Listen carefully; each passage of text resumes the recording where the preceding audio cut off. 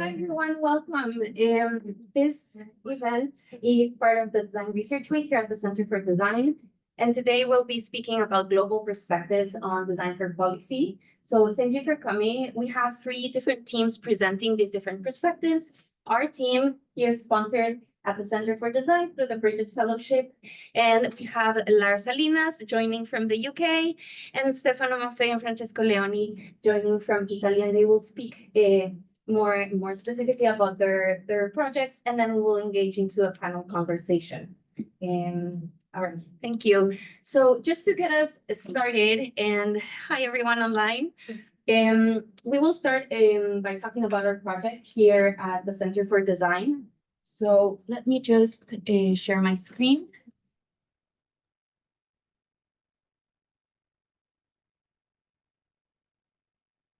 All right, perfect.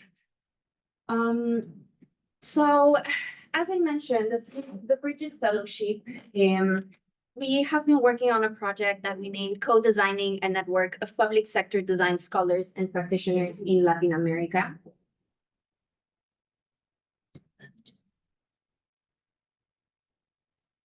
As part of the team, we have Rosado, who is currently pursuing a master's in information design and data visualization here at CAMD. We have Gore, who is currently studying a BFA in design. And we have Diana Pamela Villa Alvarez, who is an independent researcher from Colombia. Federico, who is a researcher and instructor at the RCA in London. And myself, who I am an assistant professor here in the Department of Art and Design and a fellow at the Burns Center for Social Change. So our main question, the main thing we were wondering, right, is, well, how is design being applied within public sector innovation units across Latin America specifically? And what opportunities exist to bridge gaps between academic research and practical implementation? We are seeing the rise of innovation units in governments, right, especially in Latin America in the past 20 years, but we don't really have a full understanding of how they're operating, who is working in there, what sort of methods, are they using design, are they not using design, how is it that they're framing design approaches and methods? So that's what we wanted to understand. And our hypothesis was that design practices within public sector innovation remain underdocumented, as I said, and there is deep contextual variations. It is not the same to have an innovation unit in Chile, which has a long history of government innovation, than in places that have a newer kind of innovation agendas, right? Like Ecuador or Peru. And the second thing was that a participatory research approach could help us actually illuminate and understand that connection between what is being learned in academic publications and what happens in practice. Specifically, we wanted to start doing work that was kind of secondary research, a literature review, and complement with a participatory approach from people working in these settings. So our main goals are, because we're continuing to do this work, is to document the work of innovation units. This is especially important because these are vulnerable to electoral cycles, and they usually change drastically or even completely disappear when there is a change in government. And so we are aiming to preserve contributions to foster a stronger and kind of more informed panorama of what is happening. We are aiming to build that as a repository, an open repository online, and through that, build a network of scholars and practitioners that can actually access that repository and use it either for research purposes or just to understand what people are doing in different countries of the region. So this is our plan, what we've been up to. We've done a literature review, which Tina will talk a little bit more about the insights and what we've learned. We've identified key actors in the region, and we're moving into a data collection process, the second phase of our project. And we're excited to do this in collaboration with UNIT, which is a consultancy in Chile who has a broad network of practitioners in Latin America. And then, as I said, all of that will feed a repository that will go into an online platform who Catherine has been very kindly helping us build. So that's kind of the area that we'll be talking about in the next few minutes. So with that, I will pass it on to Tina. Thank you, Sofia. Good morning, everybody. So for our literature review, we wanted to approach it in a comprehensive way, leveraging digital technologies to expand and speed up the process and the scope of the study. And speed is a little bit, you have to take it a little bit lightly because there is a learning curve with these digital technologies, and we have learned through it, but it's very satisfactory to see once you have the results. So we have two stages. The first stage is the article selection stage, where we do a scraping with a Python script in Google Scholar for specific keywords. And then the second stage, we filter those articles. The second stage would be the analysis of those articles. That's the high level. We'll see in detail now. So for the first stage, it's broken down in three steps. This is a detailed view, and the objective is really to identify which articles have a strong connection between innovation labs or innovation units or any form of these keywords that are used in Latin America, like PSI units, and also the keyword public sector, and also any country within Latin America or Caribbean. So very comprehensive. So as you can see in the first step, we first predefine these keywords by language. We're using 4 languages, which is all the main languages that are spoken in Latin America: English, Spanish, Portuguese, and French. We had to validate these languages with practitioners actually currently practicing in those languages, because as you know, language evolves and it's changed and is very contextual. So we needed to validate those, and we did. Once we had those list of languages, we did the Python scraping in Google Scholar using those keywords. Then we go to the second stage, where we created another Python script, and we filtered for public sector. So all the PDFs that had public sector were selected, and also we identified within the PDFs if they had any of the Latin American countries. Then those selected articles go to the third stage, where we manually validate that the Latin American countries are used within the body of the articles. Many of these articles that speak about public sector have just a bibliography where they say Brazil or Chile, and we really wanted articles that are substantial in the topic of design in the public sector for Latin America. Okay, so once we had that, we would go to the second stage, which is the analysis. So what are the results of the first stage? With an initial pool of 700 articles in 4 languages, only 15 are selected for the analysis process. That's, to me, considerable, but looking in more detail at the results, and especially at the first step, you see that English has 140 articles in the first step, Spanish and Portuguese 220, and French 120. It is interesting to observe how the totals reflect our language differences and patterns. And we have more ample vocabulary for words in Spanish and Portuguese. So that's very funny and interesting to see. Also, we can immediately see that the French literature is extremely scarce in discourse of that design for public sector in Latin America. So let's then focus on this and the second step for the English, Spanish, and Portuguese articles.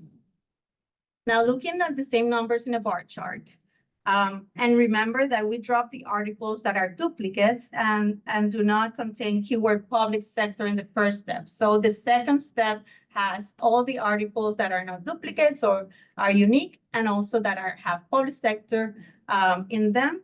And then the third one has Latin America in a very relevant way, we can see that Portuguese and Spanish literature have higher density in discourse than the English literature for Latin America, actually considerably more, whereas like English has about 9% and Spanish and Portuguese has almost 20%. We'll see here in the percentage. It's more evident in this chart.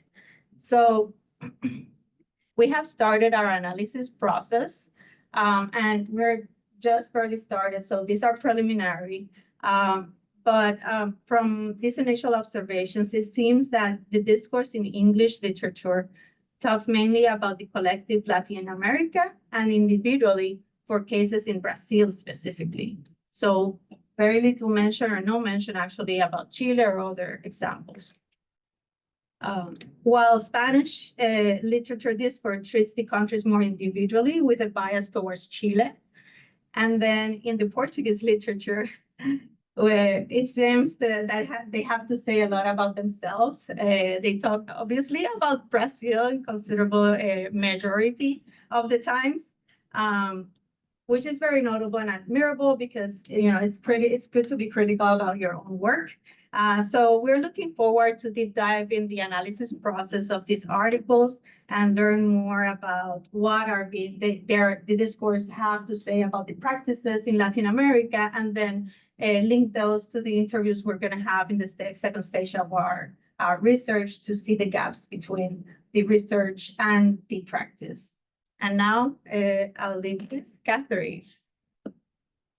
Okay, so as my role as like an undergraduate research assistant for this project, I focused mainly on the brand design and website design of the project. So as you can see here, this is like the final logo that I ended up coming with. But to go into a little bit of the process of how we created the brand identity for this project, we started off by creating mood boards that were tied to imagery of like networks and public sector design, so that we could kind of get a gauge of like the aesthetic behind a lot of these things and the best way to like represent that in terms of like a brand identity for this project. And from those mood boards, we came up with this color palette, which kind of tied in a lot of different aspects from the mood board and images that we had selected, and also like represented the like boldness of public sector work. So that was one of the things that was most important about this color palette, was that it was not only like bold, but it represented the imagery behind a lot of the work that we're doing and a lot of the work that the people that we will be interviewing in our next step do.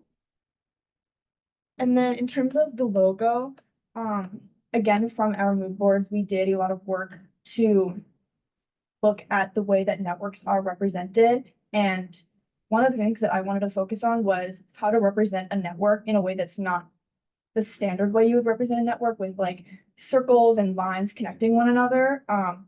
So I did a lot of digging into different ways to create something that gives the feeling of a network and gives the feeling of like connectedness, but isn't just, a drawing of a network. And I eventually came upon like this interaction design project in New York City that focuses on redesigning street signs. And it had a lot of shapes that were like interconnected, but were still like separate, and had a lot of really bold colors within it. And I was inspired by that to create this logo that has all these shapes that are connected, but are still all separate, which represents a lot of the people that we will be interviewing in our next step, as they're all like from different countries and they're all in different public sector work, but they are all still connected in the fact that they're in the same field. And then after having the brand identity set up, I started to work on the website. This is what the website looks like currently.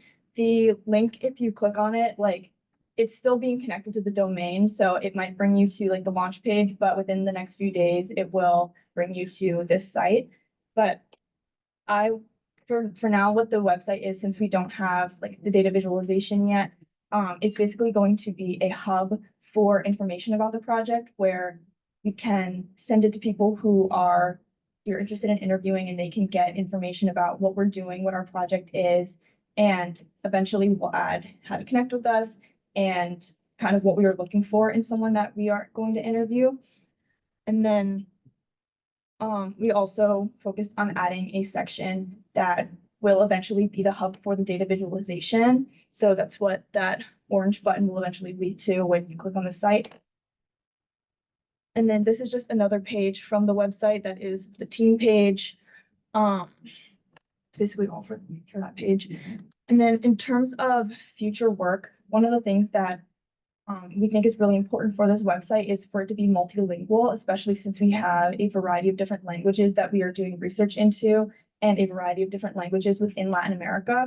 So that is something that I'm still working to figure out how to make the website multilingual while also being able to like edit it in English, like maybe change a photo and change the layout, but still to have it do those changes in Spanish and keep it like translated and not have to like just keep changing it on both pages, especially if we want to add like French or Portuguese at some point.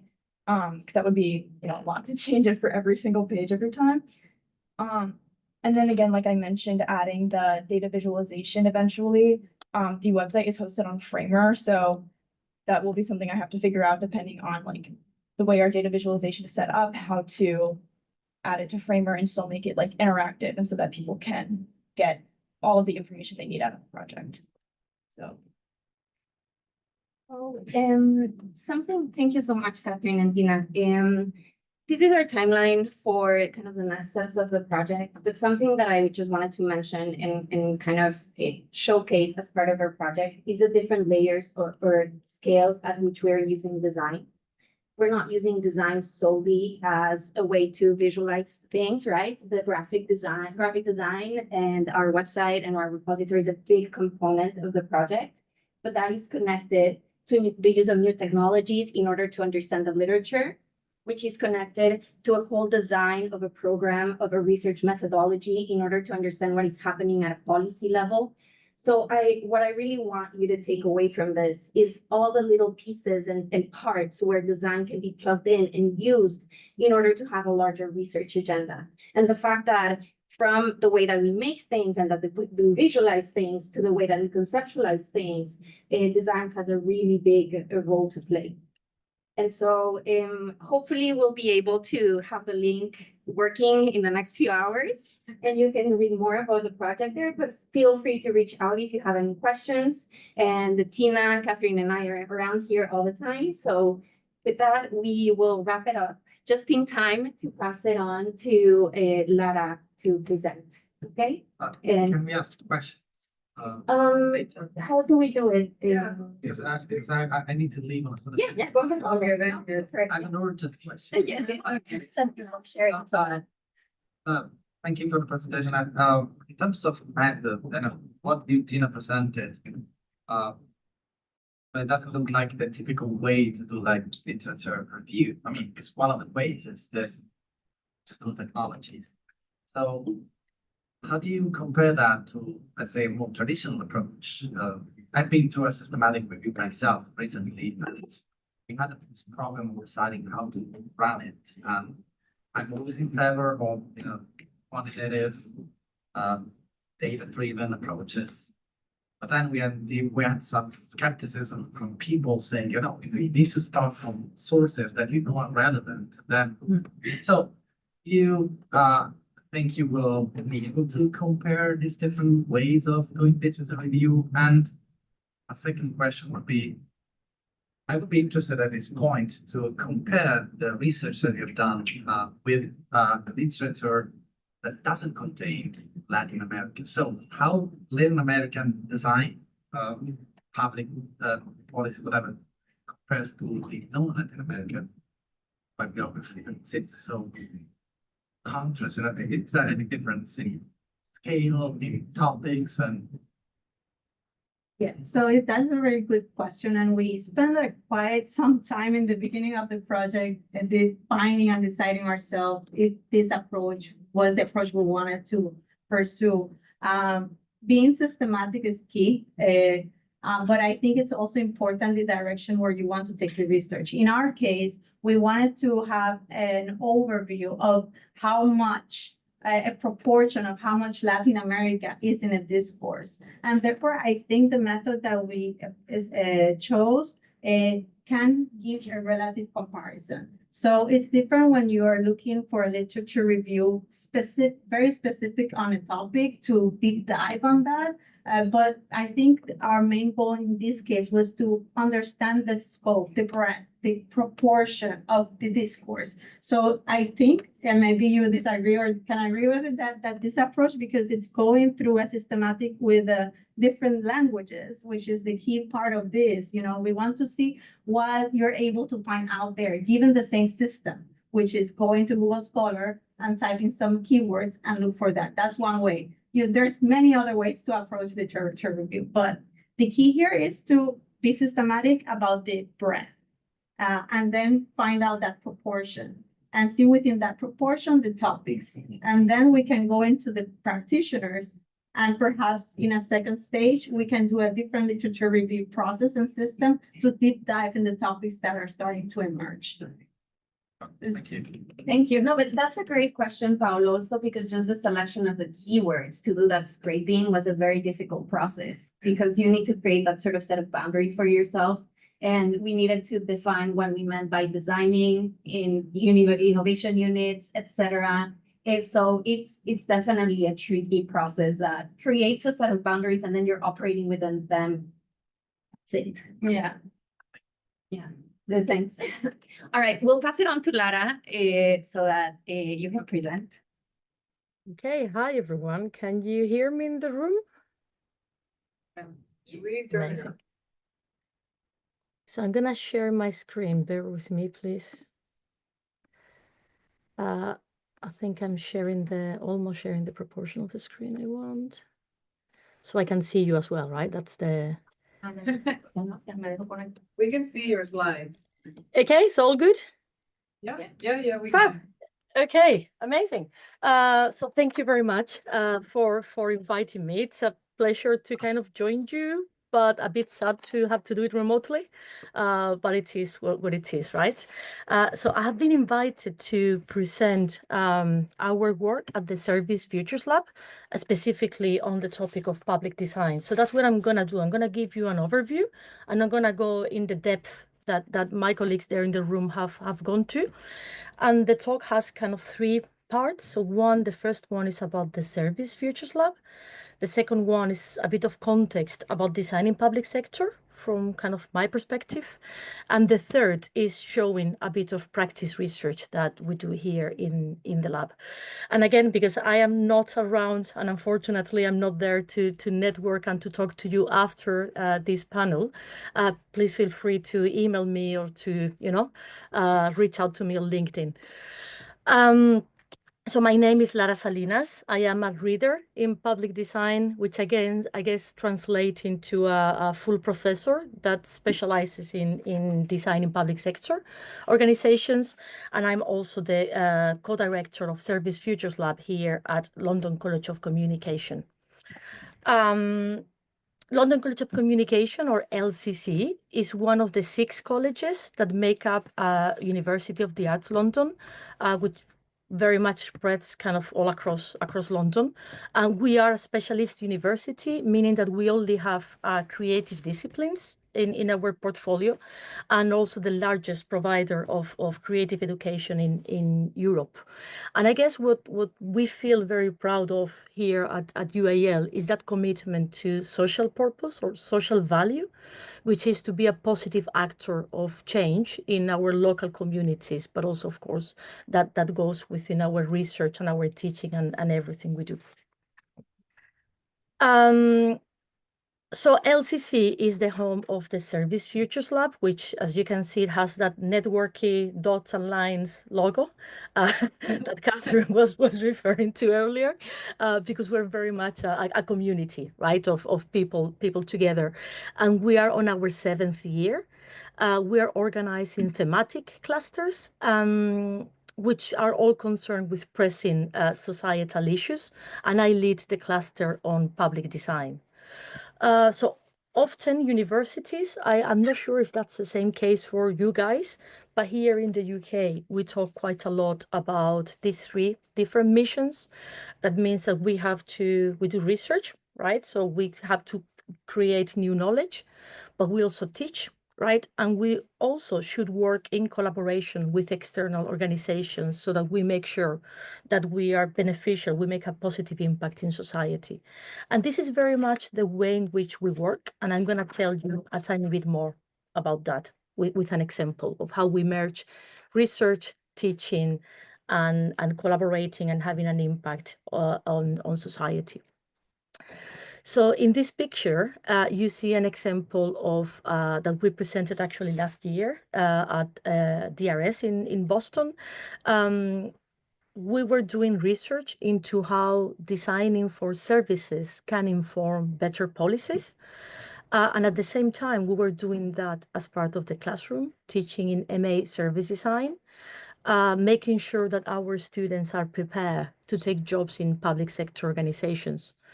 And we're also doing that at the same time in collaboration with Government Digital Service in the UK Cabinet Office. We're working very closely together. We're teaching as much in their offices and we are teaching in our offices. And that for us is very important because Government Digital Service people, they're also learning with us. And they are learning practices that later on they are going to adopt in their work. So here you see how we're kind of playing with these three missions or orientations at the same time. That said, it is very tricky to teach or to do research or to have an impact in this way. So just some reflections. By the way, I'm adding QR codes all the time. I will also make the slides available in case you want to have access to the links of what I'm sharing. So a lot of the work we do doesn't really happen in the classroom. As I was saying, we quite often end up going to community centers to work with community organizations. And there you see examples of maybe we are teaching how to do co-design with a group of young adults that are learning drama and theater. And that for us is an exchange where we kind of gather data, we do our research activities, and at the same time, we're giving something in return. So that reciprocity and making sure that we are not extractive and that we are all the time giving to our local communities is quite essential. And also having that space where our students can have agency, autonomy, and they can think very critically and take risks if they must. That's to say that everything we do in the classroom, that's kind of very visible. Also because we try to work always with quite good partners, right? That are very exciting to work with, that have the resources also to work with us, which is also not always the case. Not everyone has the resources to do so. But this is just the tip of the iceberg in a way. Underpinning that, there is also a lot of research activities and research projects that go, and we try to merge them. So here, for example, at this moment in the lab, we have two projects ongoing. One of them is an international network across Europe with colleagues from Polimi as well, which is the Co-Design for Transitions doctoral network, where PhD students and a team of us were looking at how design can support governments and the creation of policies that support sustainable transitions, and also the creation of a playbook of design for local governments, for municipalities across the UK. So it's a bit of a lot going on, teaching and then research. Now, so kind of that was about the lab. I want to give you a bit of context about design in the public sector, which is very much, of course, from a UK perspective. But I do believe that a lot of this is common to Western societies. So I'm not going to go into detail with this slide. It was kind of to organize my thoughts maybe. But the idea is that we accept, right? In this, that was kind of the word of 2022, right? Perma-crisis is a constant status of crisis. And it's the time in which we live in now and in which I've kind of spent adulthood, but that wasn't always like that. And I think it's worth remembering that it hasn't always been this insecure, unstable, etc. Right? So that's one. And the other one is the general agreement in public sector that the approaches that they have been using actually aren't really fit for purpose anymore, right? The challenges we have are much more complex. There are different resources. Everything is slightly different, and then that makes them look into design to see how they can develop design capability. So this is all very good indeed, right? Designers will get very excited because they are opening the doors to work with us. But it is not that simple, right? So we also see that there is an over-reliance on digital services, right? And often design and what design can do is misunderstood. We also have to accept that often our disciplines don't really know each other, right? So designers don't really know what public administration does, and public administration doesn't really know what designers do either.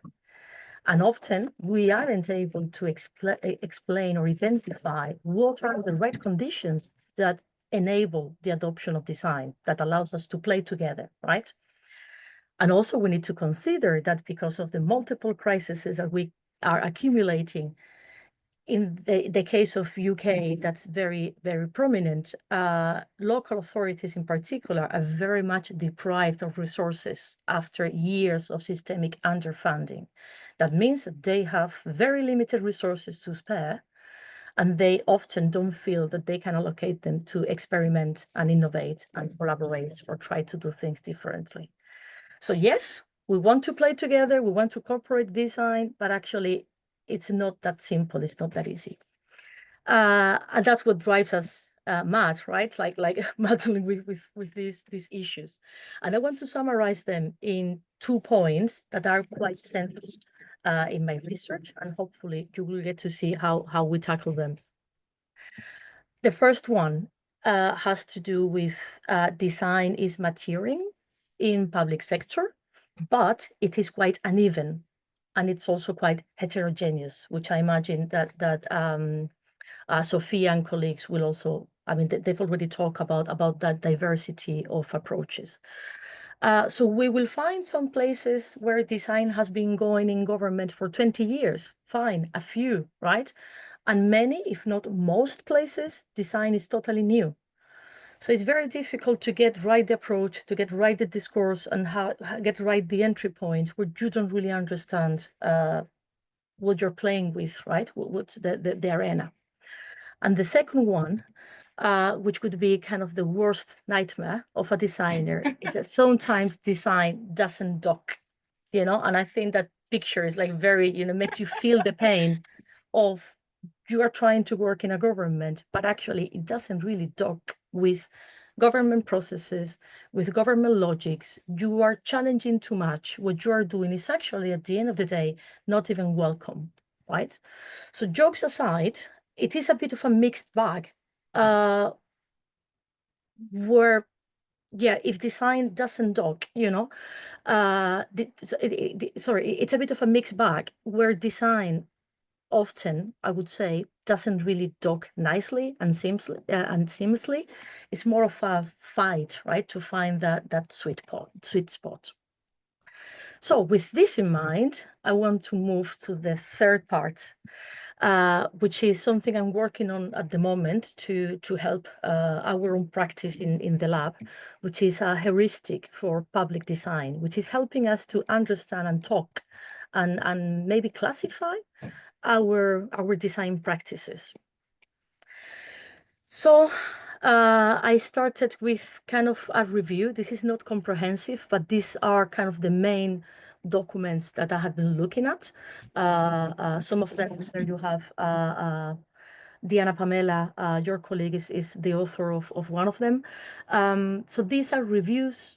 I made a literature review of reviews of practice, right? So all these guys are already reviewing practice and making sense of them and creating frameworks to talk about practices in public sector organizations. And I also reviewed our own practices in the Service Futures Lab and also in our sister lab in UAL, Public Collaboration Lab. And I came up with this proposal, which is very close to the latest report by Lucy Kimball and colleagues, but I think it's slightly different. A report which also builds on all of this, by the way. So my proposal is to understand design in public sector organizations or public design as a discipline of disciplines, as an orientation that is going to draw on many other design specialisms. And maybe we don't need to claim a new one, right? Just to acknowledge that we are building on these skills, capabilities, and methods of many other design disciplines. That we are designing things that support governance. That's what design in public sector organizations is doing. And to bring on an emphasis on infrastructure, on learning, and on building capacity and capability. And here I put that blank quite on purpose to enter an adjective of how we believe that governance should be. And I think that's the reason why many different frameworks don't align, because some talk about efficiency, for example, and some others talk about collaboration. So in our practice, we're much more interested in supporting a collaborative mode of governance, which is also very much in alignment with what the UK has been trying to do for kind of a decade or so. And I would argue that when we are designing in this context, we are designing kind of these three things, sometimes only one, sometimes the three at the same time. They are quite complementary and messy as well. We're designing tools, maybe tools that support collaboration. We're designing experiments for learning. And we are designing, hopefully, if it docks, right, collaborative governance processes. And all of this with all the time the aura of the objective of learning and supporting collaborative capabilities. And what I'm gonna do now is to present an example of each of them with the case of the UAL Climate Studio that we did a few years ago. So I'm going to present two tools, bit of a case study, and talking about how it informed governance briefly.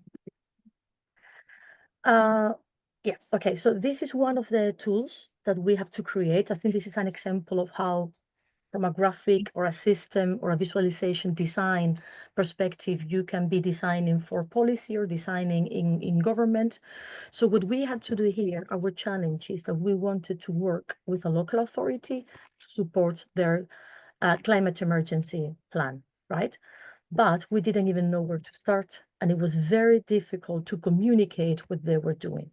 So we took, imagine, hundreds of pages and tens of documents, and we put them into this visual that explains the 5 priority areas across 26 themes, consisting on 150 actions across 40 teams to deliver them, spread in 5 different directorates.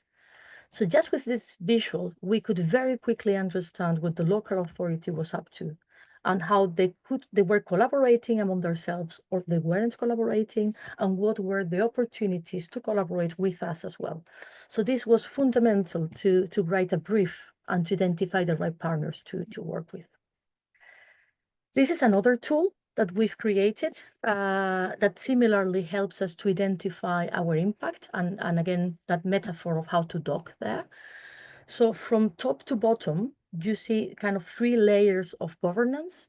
So at the top, we have strategy, then we go to policy, and then we go to service delivery to the front line, right? And then from left to right, we have the divergent and convergent process of a design cycle, which is inspired by the double diamond. So we've just extended it. So we would take that and we would place our project, which is represented by that double diamond, where it should contribute in principle, right? So if we are teaching design for services, then we are designing services. But then we realized that more often than not, what we were proposing was maybe too challenging, and it couldn't be absorbed by the local authority because many decisions had already been made at a policy stage. So actually, we had to take a step back, or we wish we had taken a step back because we couldn't really continue acting. So they were already ready to implement the services and they couldn't really challenge the budget, for example, the budget allocation, right? Thanks to this way of thinking, we came up to, okay, so what if we could make a proposal that works in a totally different temporal timeline, right? So we don't care about your timeline. We're just making here a proposal on a topic that is very relevant to you. And then we started to work with building preferable futures and communicating these futures through design, through services that we were designing. And then through interacting with these services, actually, we could extract recommendations that then were informing policy, right? So this is another tool that allows us to dock better within the design, the public administration processes. This is just to represent the idea of a project where we are working together in a very experimental way with the purpose of learning together. In this case, as I was saying earlier, we always try to deliver an immediate benefit to our partners to ensure that the collaboration is mutually beneficial. So here, the policies or the area that we were working in around sustainable food was targeting children and young adults. So we felt it was necessary to adopt different ways of working that were very playful and really welcoming the voices of children. So we work with very heavy facilitation, I have to say, so it was very resource intensive to work with children so they could express their desires for the future in terms of access to sustainable food, and then translate that into policy recommendations for the local authority. Which brings me to my final slide here. That has to do with, well, okay, we do all of that, but does it really get absorbed by the local authority? Yes and no, right? So to some extent, and less than we would like to, like always, right? So in this case, what they did was to take all the work that we had done, all the recommendations, and they were able to incorporate some of it into their strategy for sustainable food, which later on won an award, right? So you want to think that we had some influence there and that we managed to do governance in a different way that was much more participatory and using different methods. I would say it was less successful in the sense that we wished for more and closer collaboration with the local government teams so that they felt better equipped in the future to replicate these practices. But hopefully that gives you a good overview of these three levels that I am proposing here, which would be, again, tools, these experiments for learning, and incorporating collaborative governance processes. And that was me. Thank you very much. Here you have my LinkedIn profile and my email address. So I would really love to talk to you about any of these, or just, to have some future conversations. So thank you so much for your time.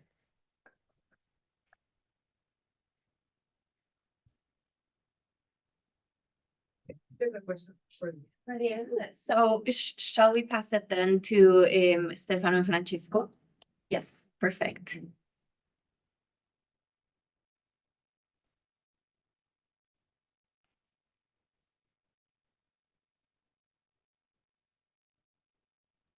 Sorry, we didn't hear you.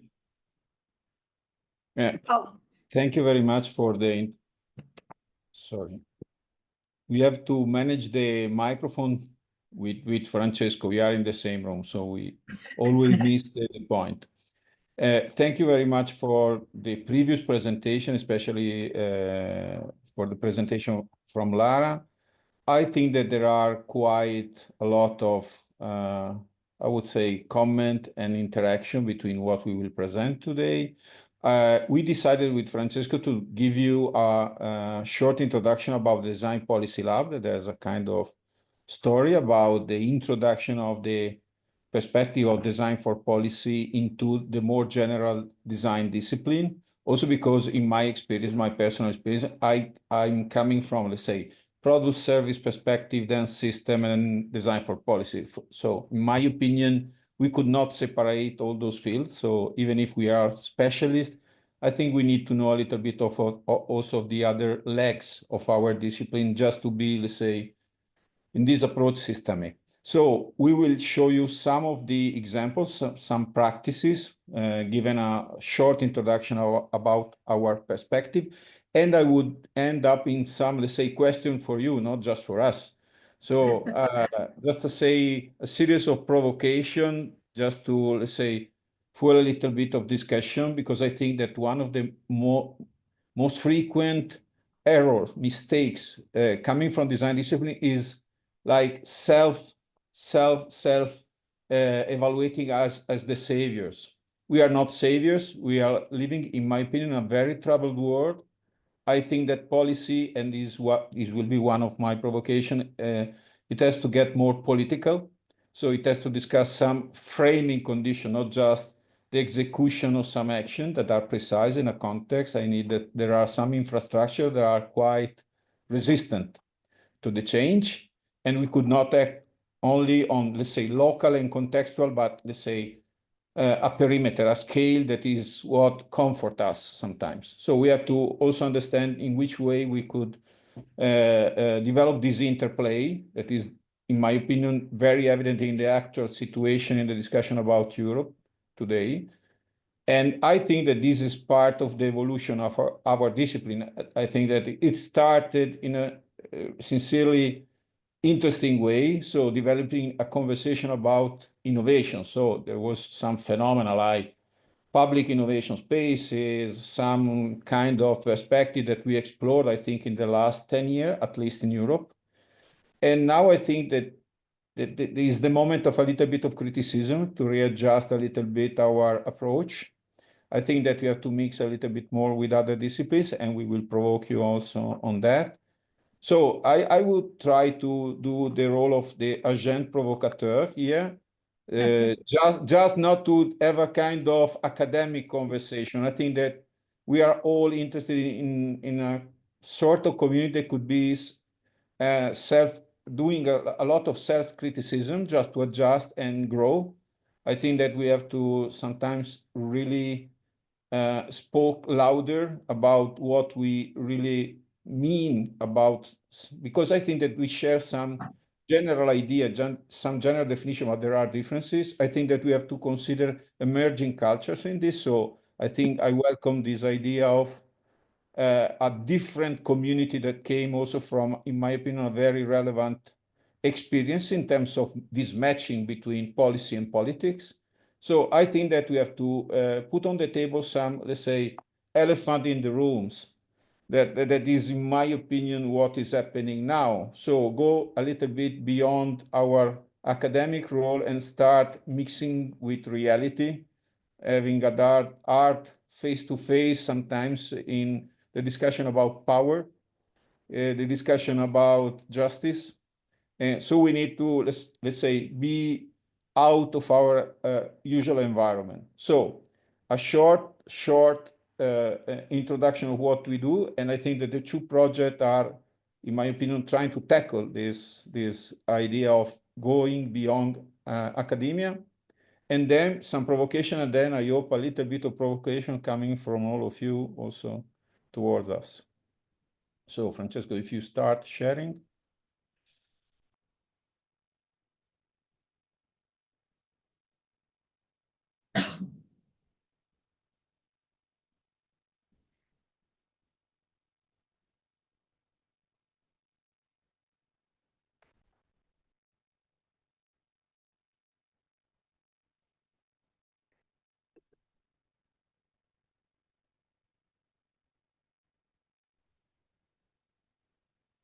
I try to share my presentation.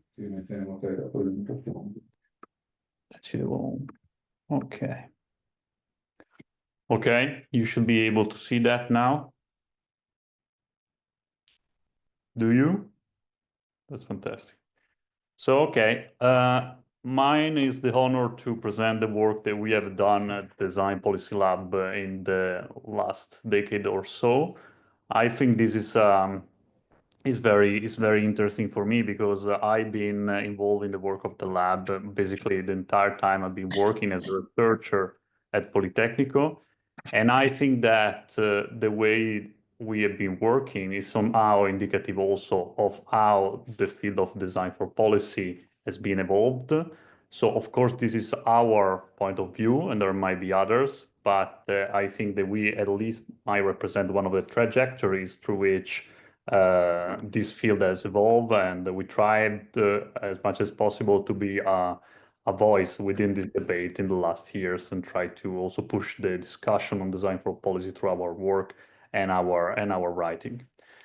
First, what we're talking about, the Design for Policy Lab is a research entity within the design department of Politecnico di Milano. I'll talk a little bit about our department in a second in order to give you a perspective. Suffices to say that we are a formalized lab around the topic of design for policy, and we've been established as such in 2016, so quite some time ago. Our goal is to investigate exactly that, design for policy and the relation between design and policy making, basically. So this field that also we shared with many people in this meeting as a research area. That doesn't mean that we are the only people in the design department working in this intersection. It just means that the department has decided that we kind of are the face working in that specific niche, okay? You might know our institution. For sure, some of you do, but I'll try to be, I hope I'm not pedantic, I'll try to go from the beginning to the end. And the Design Policy Lab is part of this Politecnico design system, which is made of the department itself, which is our research part, and the School of Design of Politecnico, which is one of the biggest school of design in the world, if not the biggest, at least to my knowledge. We are a school that is an environment, a community that is fully dedicated to design and all the facets of this discipline. The school was founded in the 2000. The department was founded in 2002. And we have a faculty of 120 professors, 80 researchers and PhDs, research fellows and PhD. And the last time I got the data from our administration office, we had 35 funded projects and 30 thematic labs as the Design Policy Lab active. So this is the type of environment we work in. And as you can imagine, for us is really an environment in which is easy for us to specialize on something as much as design for policy, while keeping an eye on the other aspect of design culture and of the design discipline throughout the colleagues or through the work that we do with students.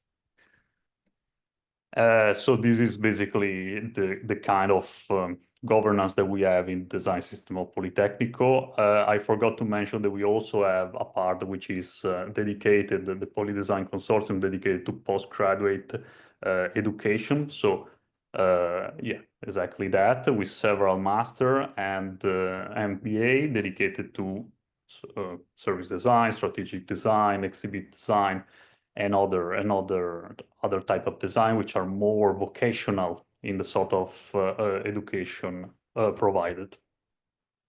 So this is our system.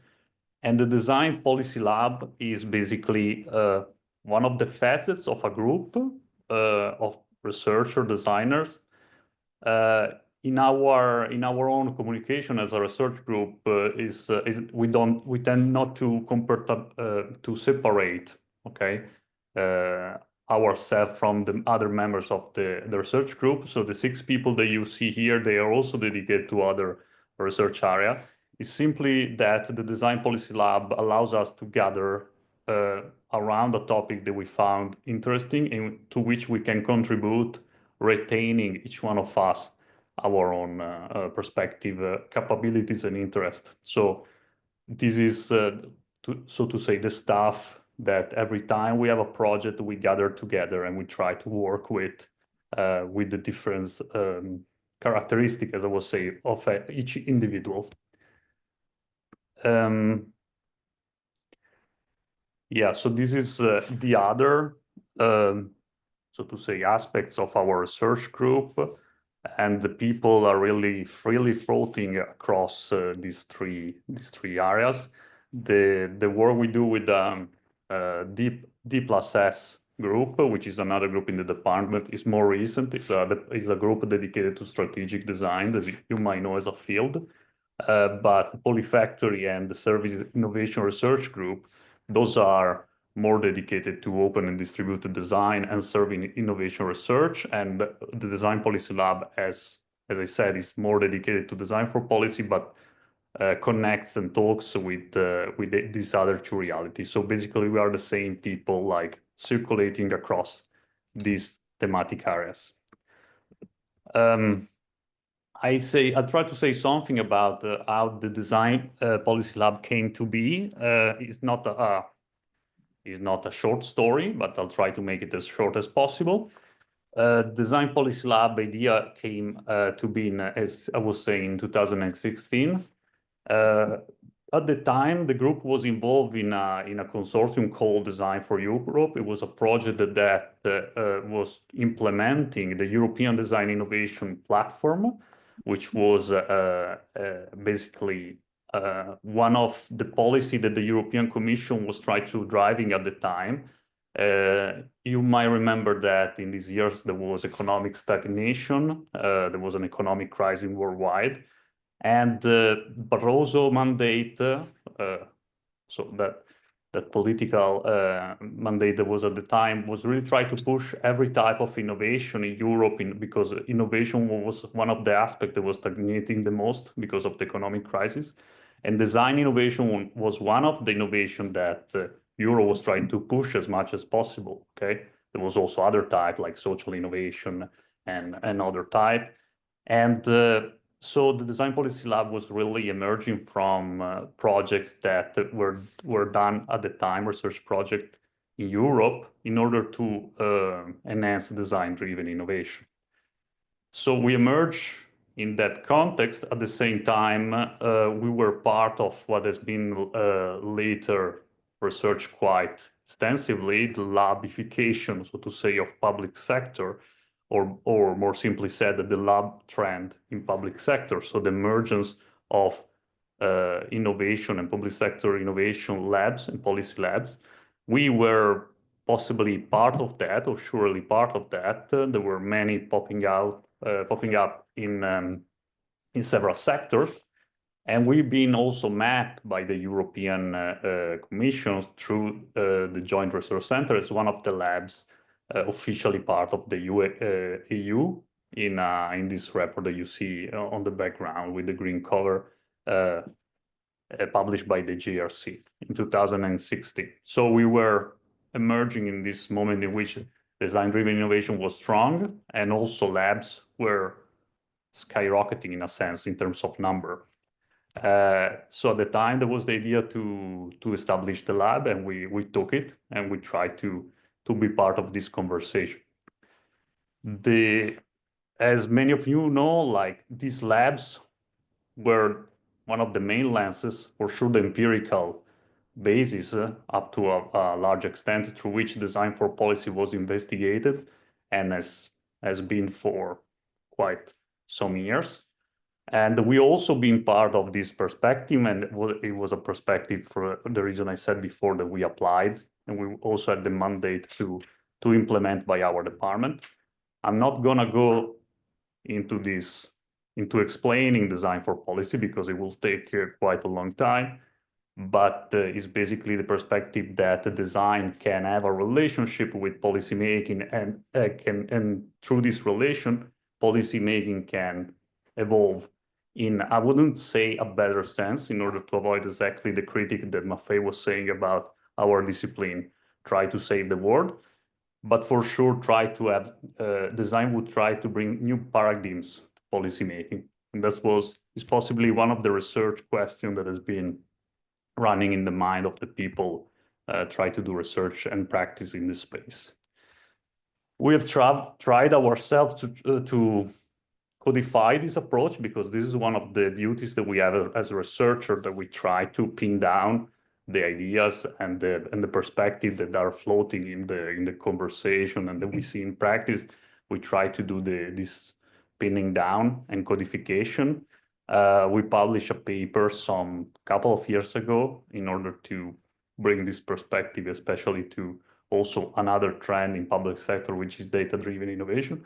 I'm not going to describe this because the paper is out there and it would be a little bit self-referential. I rather go into the practice, but it's just for you it's just to make clear that this is the space we work in and we try to contribute to. Okay.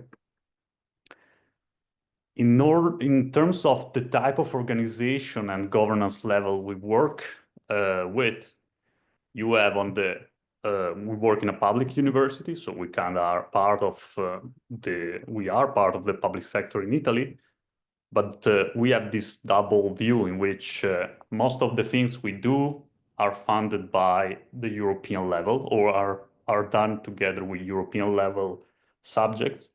So we have an eye on that governance level and the policy that are done at that level. On the other hand, we are called to the game because we are designer.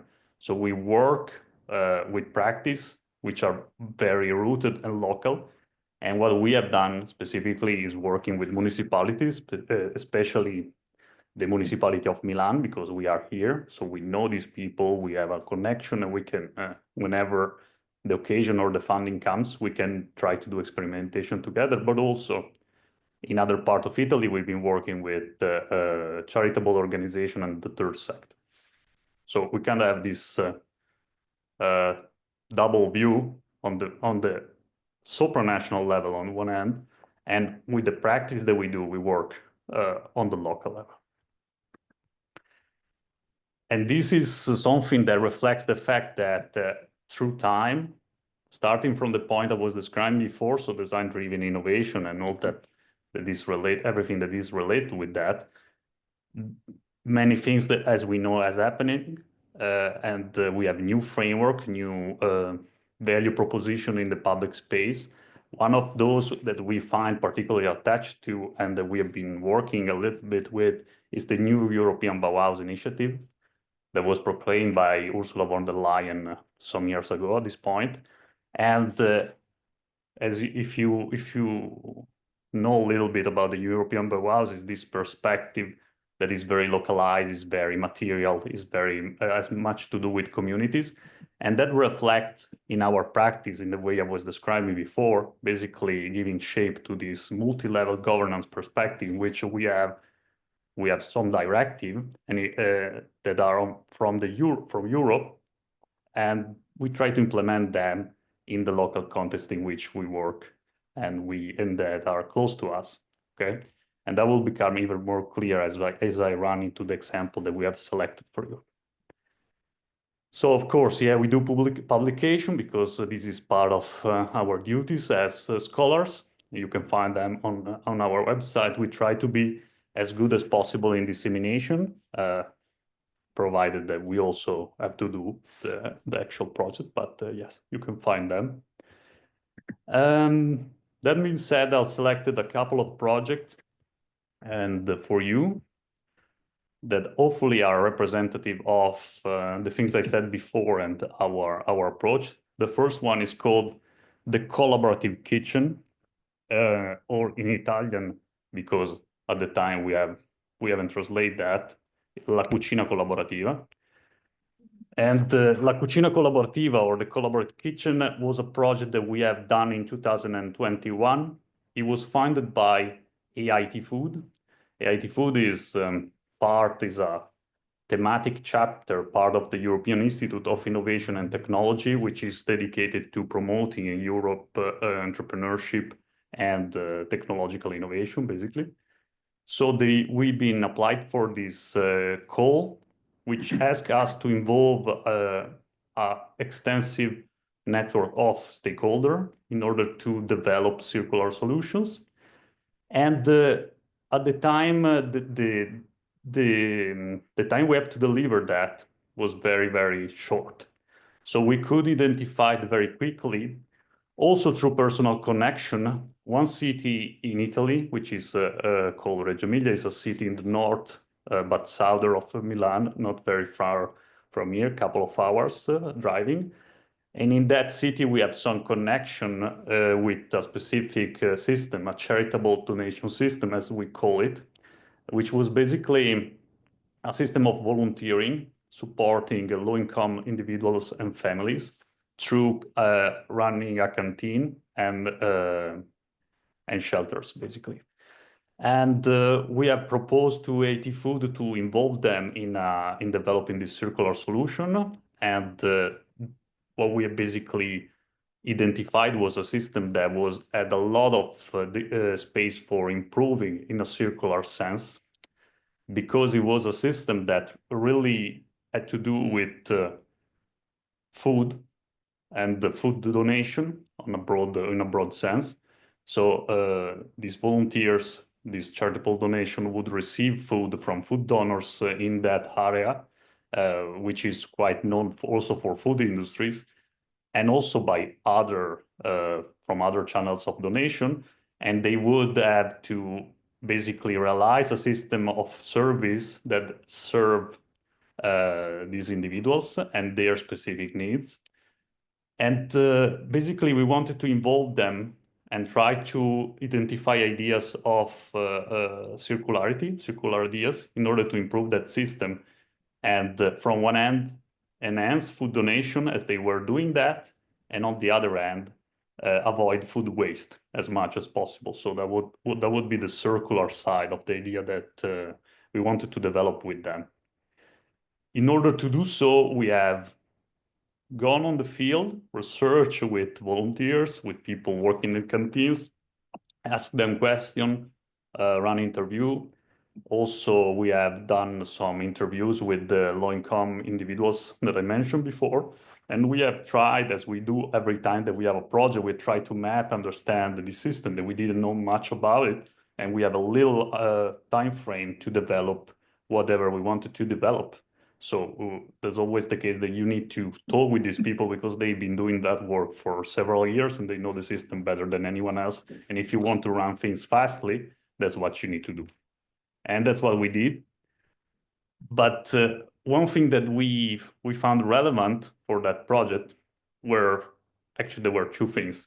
The first thing, that we had basically imagined and then implemented as a framework of participation, which took into consideration the specificity and positionality of the actor in the system.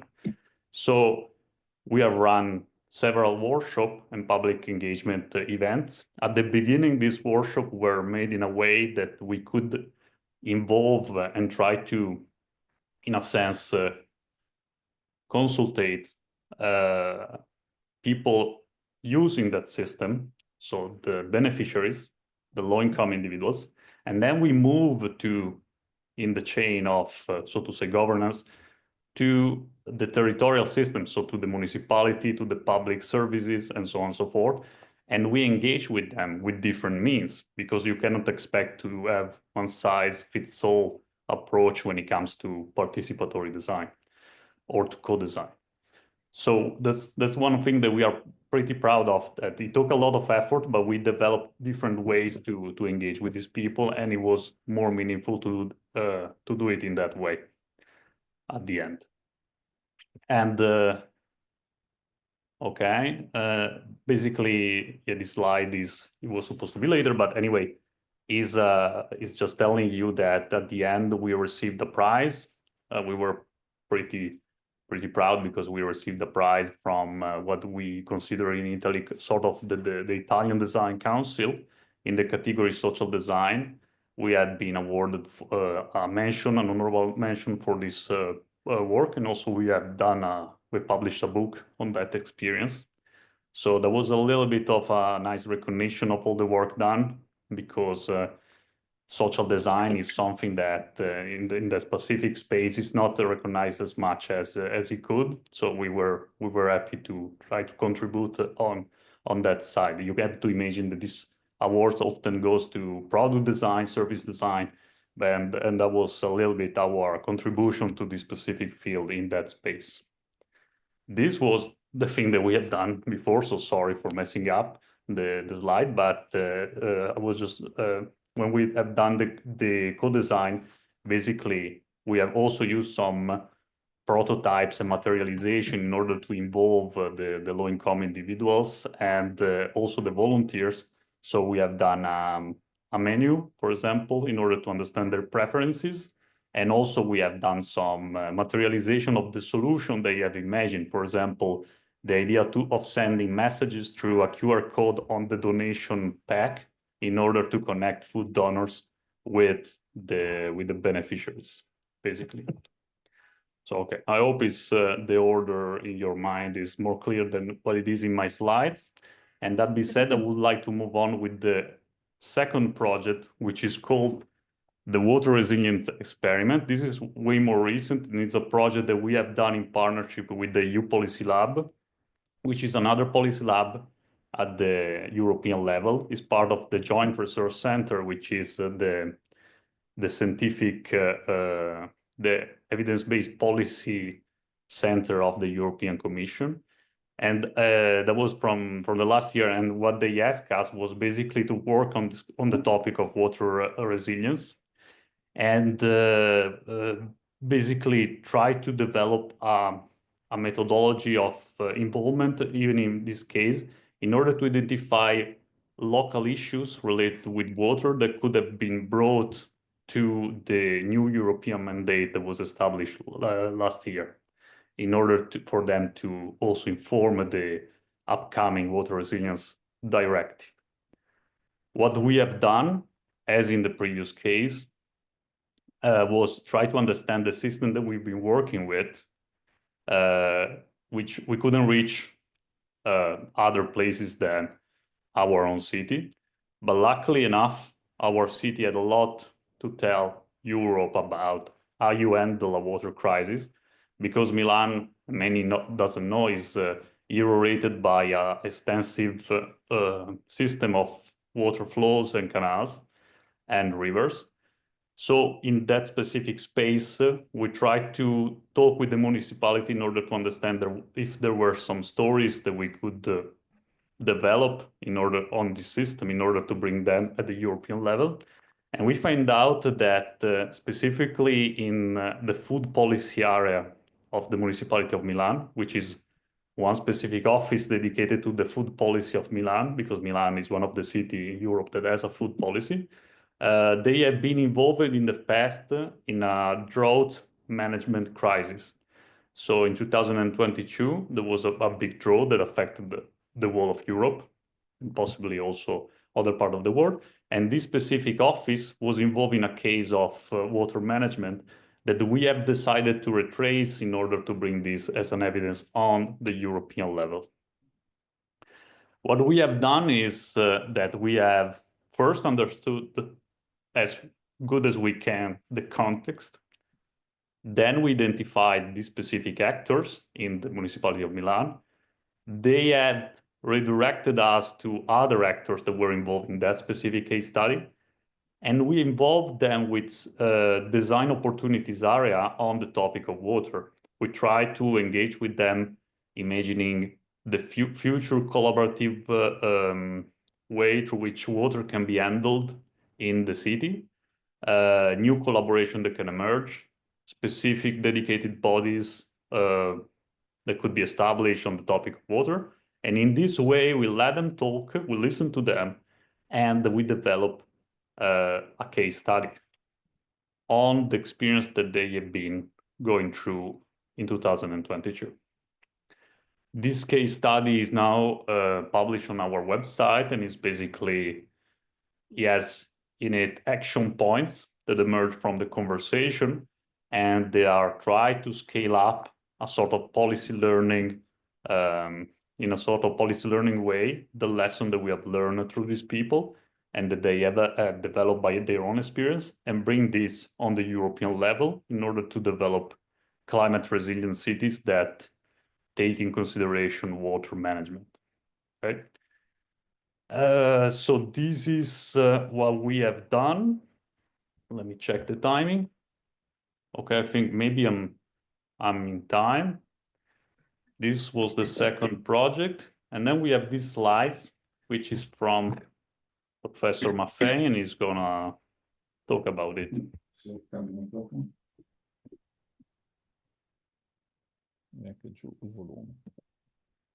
Here am I with my provocation. Starting from the cases, I think that we show two different things that were exactly what we were trying to say at the beginning. So one, it was like this deep, really face-to-face experience in a local context involving a super real, a super impactful situation. We actually are continuing working with the same ecosystem, trying to be like embedded in the ecosystem, not just being like doing a once in a life intervention. So this idea of continuity, of being really rooted in an experience that could, in case of design policy, last for years. This is one of the main relevant challenges that I think we have to face if we start looking at this perspective in a disciplinary way, because usually we are like not able to follow up so continuously and really transform, let's say, desired perspective to something that is real. So I think that from this point of view, as I was saying this statement, considering design for policy as an ivory tower perspective pushes us in the direction of taking policy entrepreneurship as an alternative take. So being more rooted in the community, being part of the action, blur this idea or this role between being professional, academic people and being in reality policy entrepreneur. So being part of this activism, being part of this transformation, try to settle with some also different organizational setting for following up the evolution of these projects.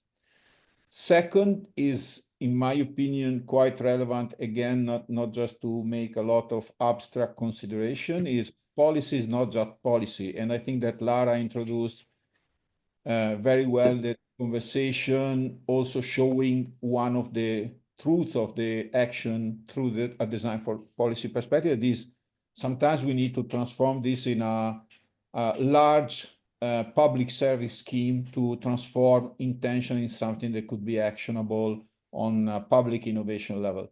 So I think that I would include also the materiality, because we continuously think about service or even policies just like something that is intangible. I think partially they are, yes, but they are so rooted in materiality, from energy to real material flow. So we have to start considering then, even if we are moving into abstraction, sometimes we need to get back to something that is relevant and is materiality. Because in the other case, I think we miss the point sometimes. And then we have also to discuss in which way we could make some new learning happen, because as we know, we are like set in, let's say, different disciplinary areas in terms of teaching. Just to mention one, it's very difficult to be, let's say, so wide open, so systemic. So it's I think that a question that the academia has to really answer. Another point, in my opinion, is, and this is linked to the water experiment that we were showing, pluriversality and more than human. So including the organic and the inorganic perspective, so the resources, the environment in our conversation. I think that is a quite relevant discussion. I don't want to make a political example, but the discussion about, I don't know, the Ukrainian crisis, the Greenland, it in my opinion, highlight the fact that we are not considering those entities as part of the game. And in reality, they are so much. Also because if we start thinking to the fourth point, so climate justice, power, the idea of development that, in my opinion, tackles also the conversation at the beginning about some networks that make some political will or intention emerge, so the Latin American network, how we could put together this scenario that, in my opinion, is not really are not really part yet of our conversation, but they have to do in very quickly, because I think that when we start about a conversation about commons, about right of the future generation, the discussion about stock of resources, colonialism and decolonizing this infrastructure, we have to, let's say, enter this conversation. And I think that this means that is my general opinion, design has to be political, not just dealing with policy, has to be political. So it must also discuss how we take choices, how we discuss participation, because participation could have a lot of faces. And the conversation about following up, in my opinion, is precisely that. So we participate at the beginning, then we are lost in translation. So we don't exist anymore. So a lot of things, I know that not answer, okay? But I want not just to say that we are surrounded by peace, we are surrounded by war, and I think that we have to face this in a different way, find another mood, another attitude, also to discuss among us. I would stop and also start listening, not just speaking. Thank you so much. Thank you.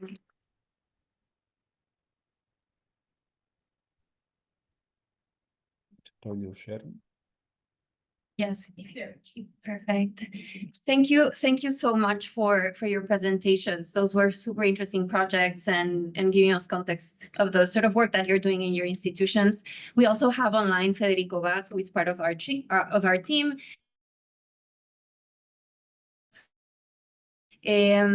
So I think it would be great to start with your provocations, Stefano. We could just maybe dig into them.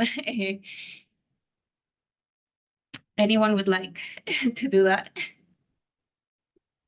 Sofia, too much. I provoke too much, I think. No, it's good. It's good. It's good. I think these are great provocations, especially they resonate with me a lot with what is happening here in the US and the full dismantling of the federal government, of anything that has been done in the past few years. So a big question that I've been thinking of is like, how do we target on ourselves that puts us also in very vulnerable positions within political purges? No, because when we take a stance, we are basically positioning ourselves, and that can very easily just completely vulnerate the work that we do. So yeah, I don't know if that's kind of the same sentiment on that side of the pond. My opinion, yes, because I think that, and then I leave also the conversation to my colleagues. I think that the actual conversation about, for example, the rearm program in Europe is just an example of something that is changing, or it will alter so much the so-called military industrial complex.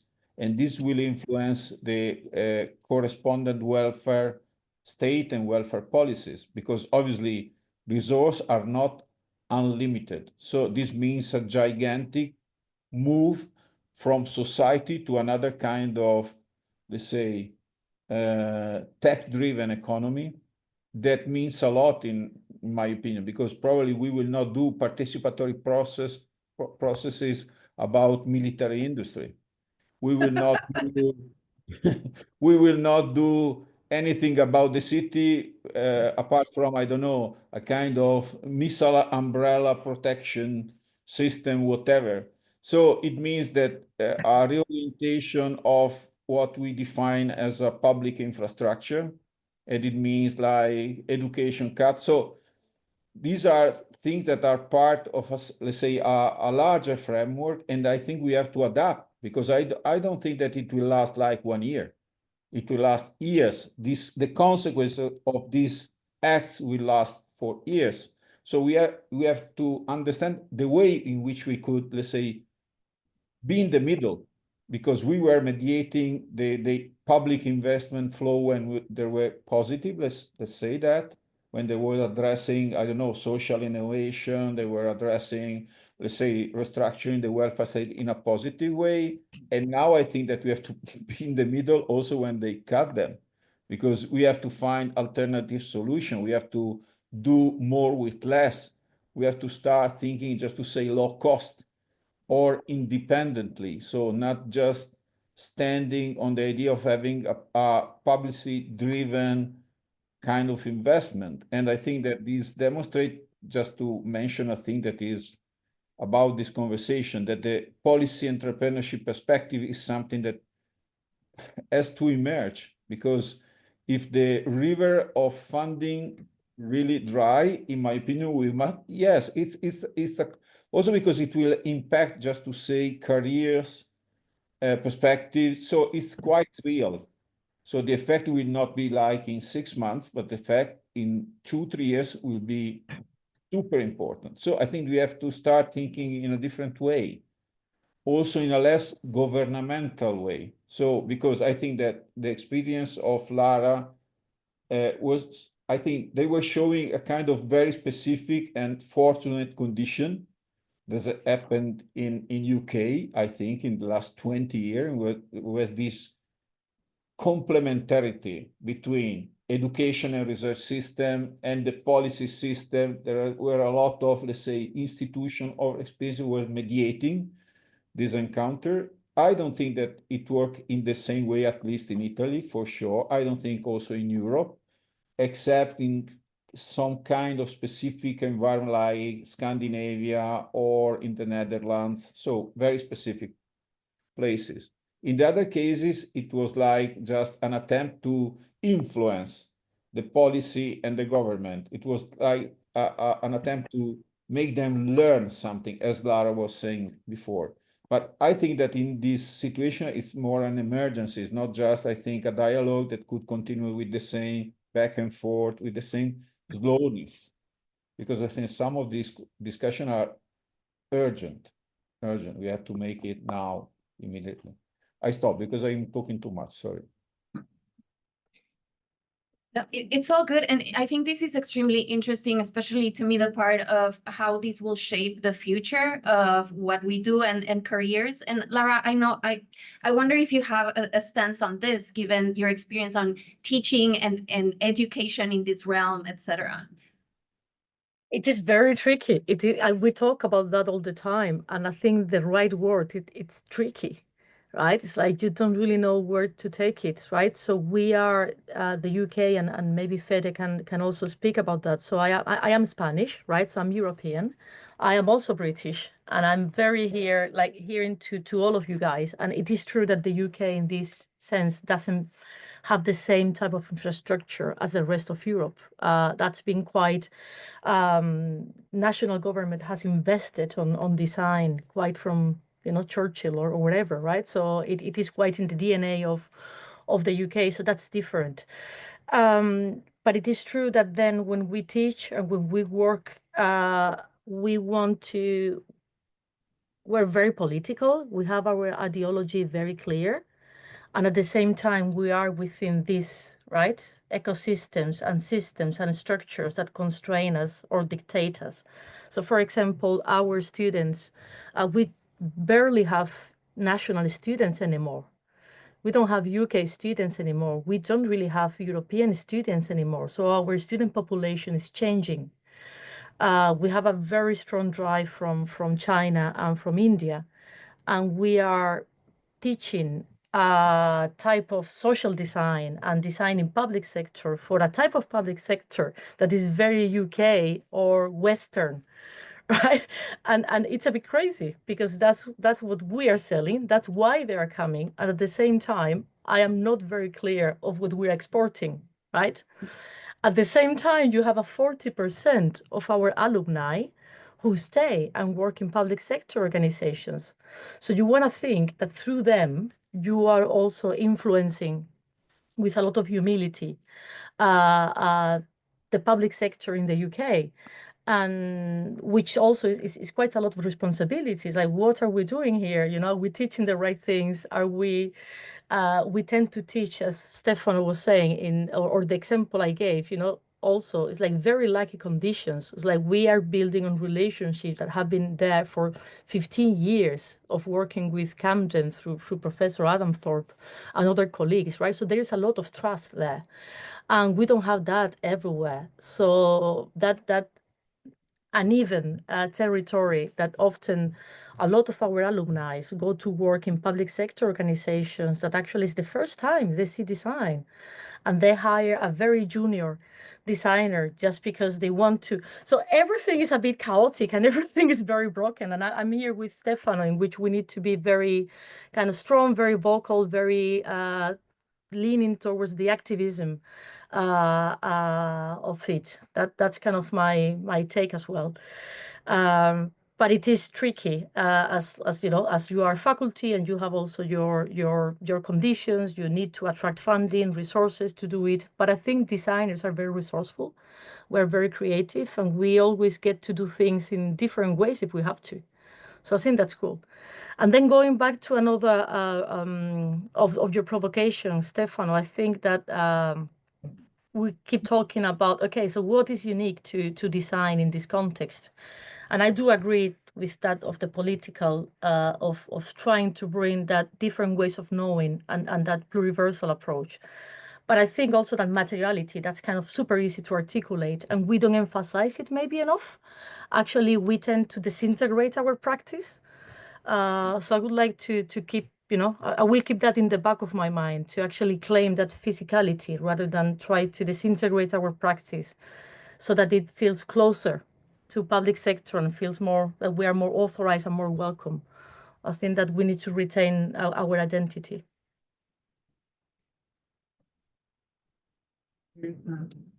There's a question over here. We'll take a question here in person, and if not, Should I approach? yes, if you want to approach, yes, please. Good. You're gonna. The microphone's Here, anywhere here. Okay. Hello. I practice in this space. And recently with the populist shift in our country, where I once found welcoming when working directly with the populations affected by policy and who are brought to the room with a promise of a change in policy or a change in outcome. Whereas a few years ago, up to maybe 10 years ago, there was a receptive interest and a belief in what design brought to the table as an alternative to other forms of power.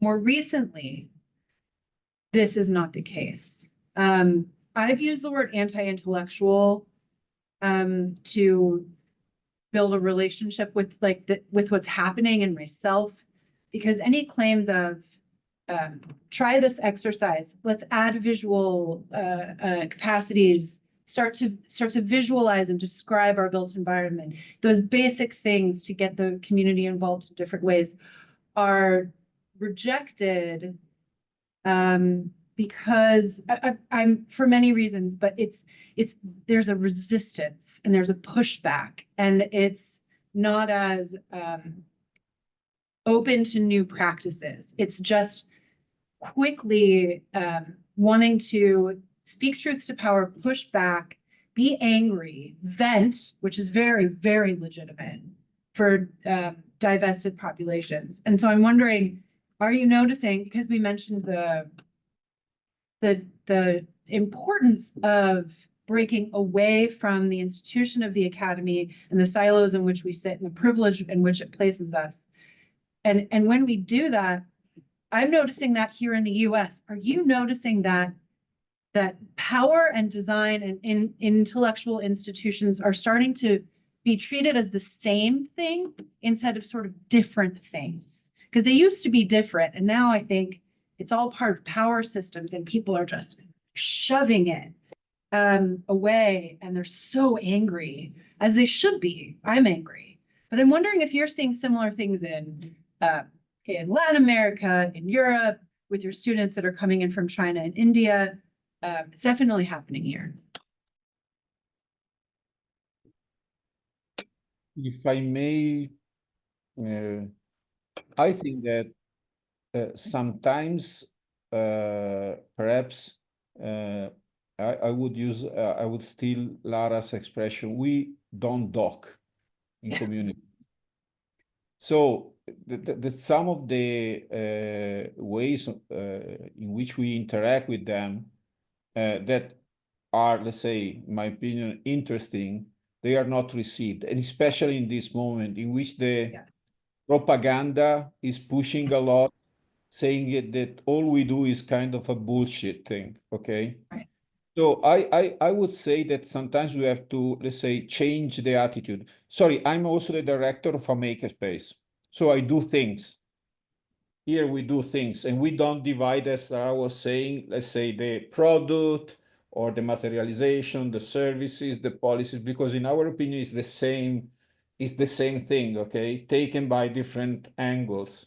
But sometimes I think that we miss when we enter the community what we call experimental learning, okay? Because sometimes in the way in which we interact with people, there is, I would not say a prejudice, a kind of accepted truth in which they must understand us. And sometimes even visualization is not sufficient. I think sometimes you have to be really going depth into materiality, just to say, build together something real, okay? So having this really be on the spot, continuous approach, share the effort is what define, in my opinion, a community of practice, of good practice. It's a classical way of interpreting this.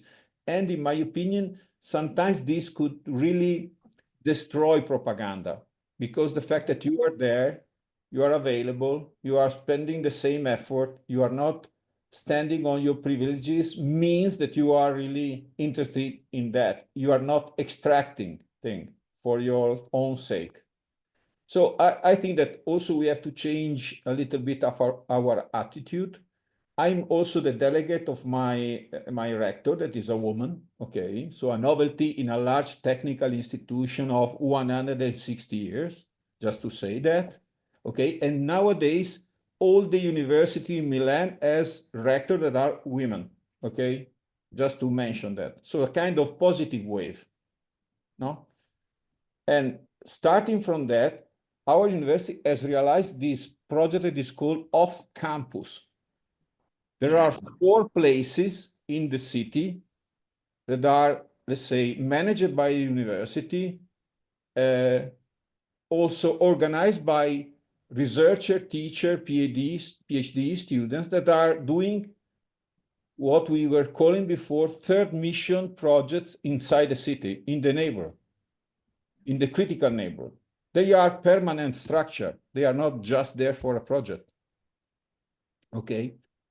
The last one that was built was in a jail, San Vittore, kind of very tricky environment.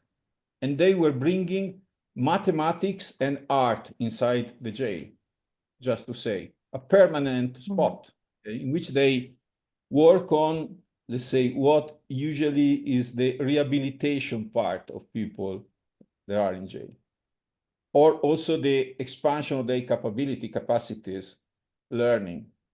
So I think that we have to start thinking in this way, just to not face this rejection, okay? Start being there and start build also structure at Saudi University as much as possible, obviously. So permanent position there. Then I think that this could, I don't know, solve, for sure it could start building this, in my opinion, continuity, the fact that you could be embedded in an environment. So in my opinion, it's a more interesting perspective for the future.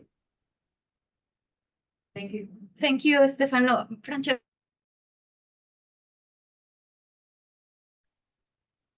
Very happy I could raise my hand digitally. This is amazing. No, I just wanted to add to that from the practice that we have just shown you, specifically the collaborative kitchen project. I think that one of the things that we could bring home as our own learning is how faulted was our perspective of the co-design process, which is gonna sound super naive to people like Lara or other of you that have been working in social design and designing in social environment. But for example, asking certain sector of population, how would you improve this system? What do you think is a good improvement of the system?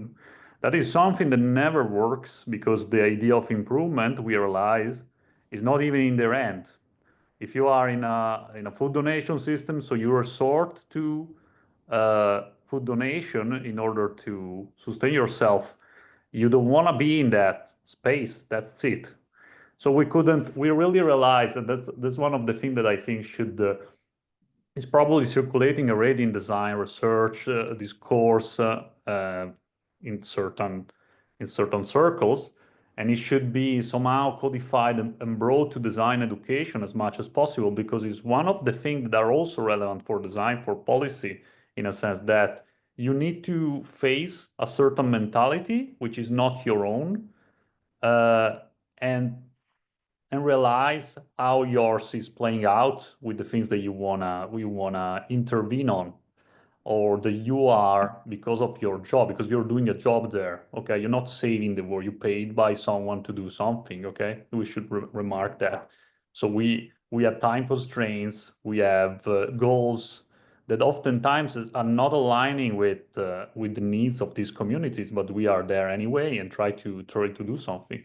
If we realize that we have a faulted mindset in a certain sense because we try to be instrumental in that context, that's something that should come back to education, and we should be teaching that as much as possible to design students, and that could be done in the social sphere, as I was saying. That's what our own learning, and that could be done in the policy and public sphere. Okay, so for example, I think that if we look at the history of the new European Bauhaus and how that unfolded, if you speak with the people that have been contributing to that, we had occasion to do so in some informal conversation, you realize that there are some ideals embedded into that, the idea of materiality, which plays very badly with how government works, okay?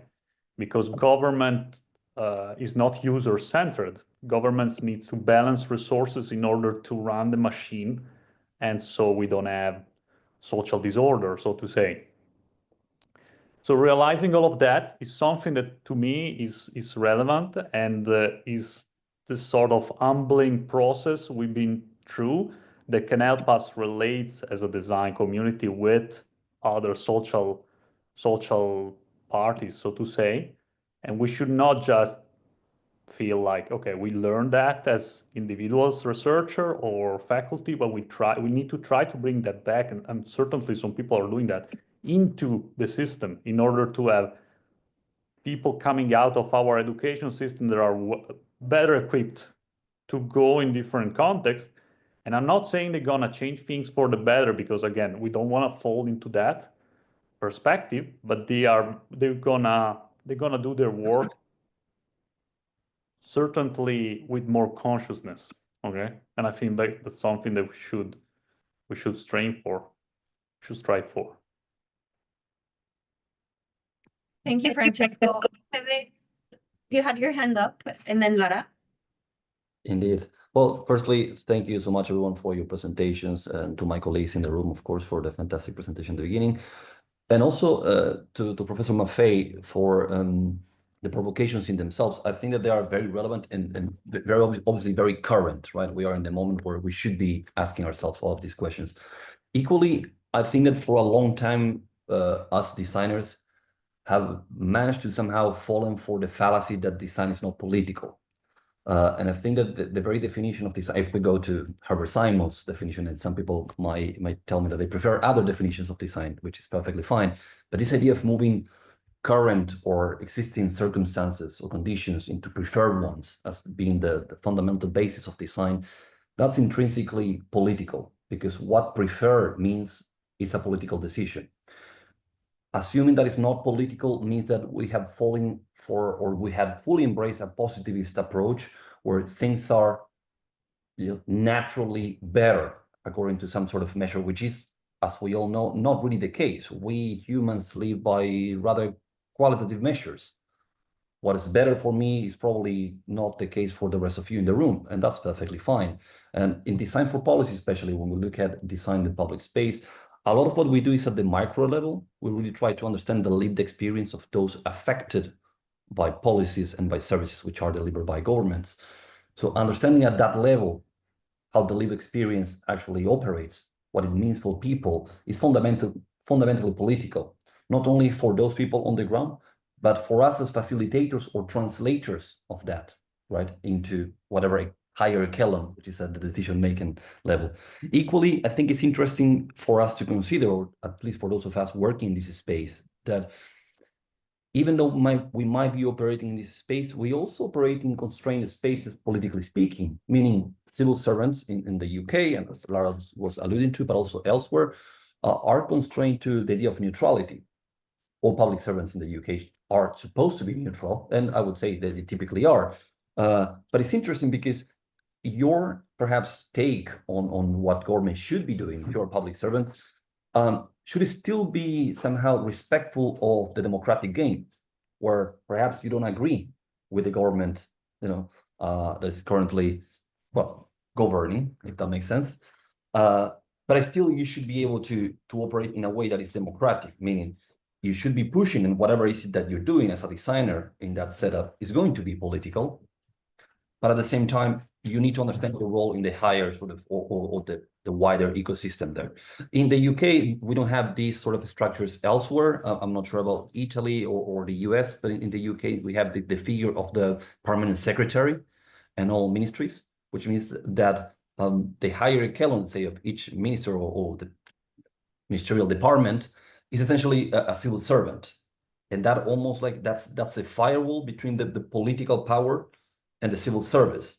They play a massive role in making sure that there's a stability within the ministries, within the civil service, and also that they manage to negotiate the internal tensions of the everyday work, right? How things should be deployed, how services should be delivered, and the political turmoil that might be happening elsewhere, perhaps in Parliament. And if anyone has ever seen a session of British Parliament, it's fantastic, don't miss it.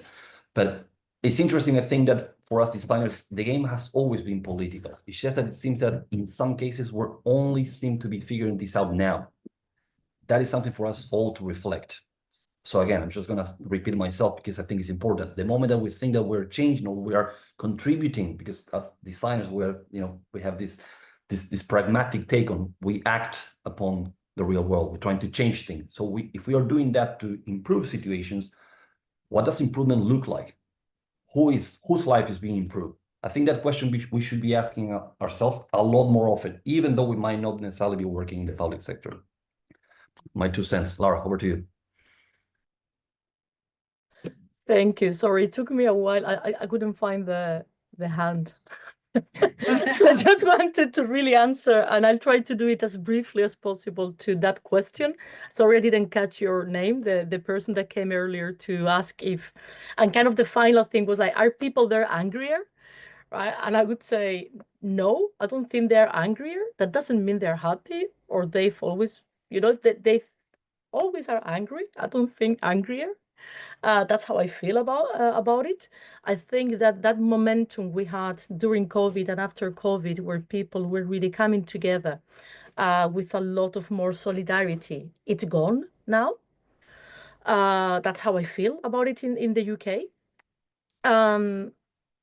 And building on Stefano's reflection about our positionality, we often say that we work with duty holders.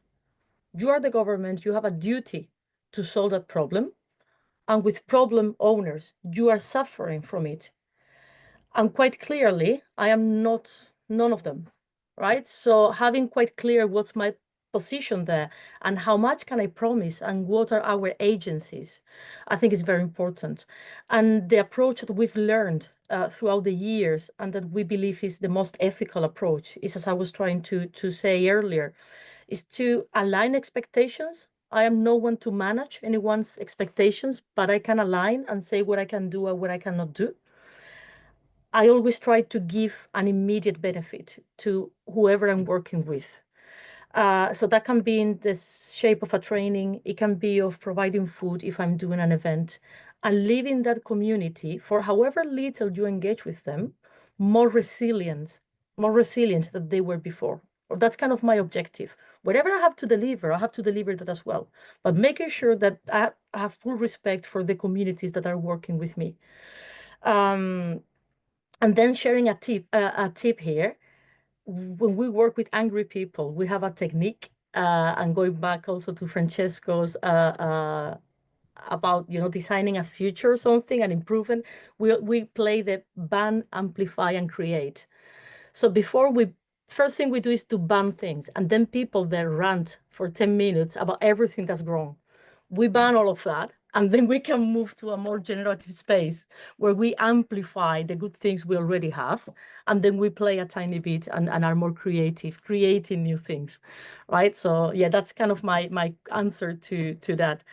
And then I wanted to speak quickly to what Federico said about being neutral and civil servants being neutral, and about, again, our positionality. And we have an approach, we describe it as government first. When I'm going to work with a local authority, I don't feel because I have resources, I have time, I have whatever I have, can decide what to work on, because I haven't been elected democratically. And that's very tricky, I know, particularly in the US context, right? But I haven't been elected democratically, so I don't feel I am the one to choose what we work on or what we do. So we work with a local authority who's been voted democratically, who have an agenda that's been voted, and then with the communities to make sense of that in the right way. And methodology matters here, how we do things. That said, I have to admit, I personally only do it if I agree.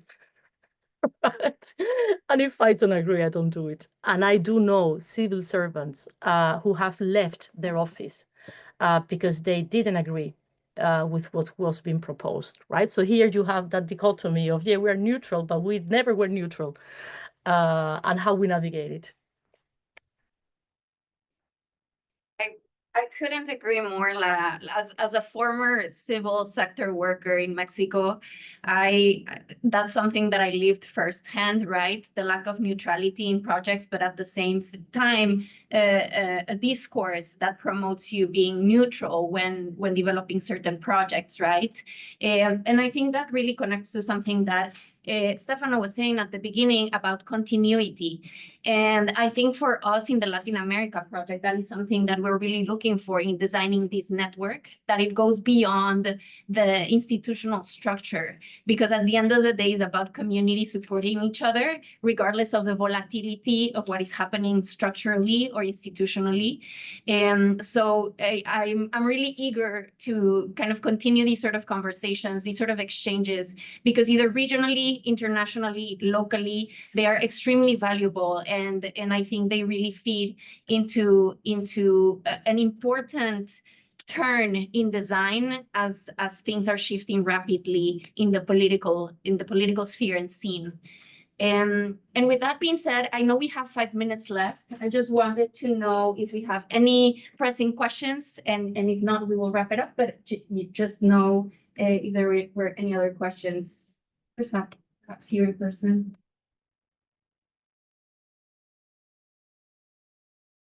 Any questions online? I don't know. I can't see the chat. Somebody asked for Lara's framework to repeat the framework to work with angry people. Lara, were you able to hear that? Half of it. Can you repeat? Sorry. Repeat it to me. Well, you're welcome to answer it in the chat as well, but somebody asked for you to repeat the framework that you use to work with angry people. Sure, with angry people. Ban, amplify, and create. Ban, amplify, create. We took it from Dr. Serena Polastri, who's in Lancaster University. She taught it to us, running a workshop, and it's ban, amplify, create. And we use it all the time. We've appropriated it. I think we use it more than hair. Awesome. Thank you very much. Any other questions?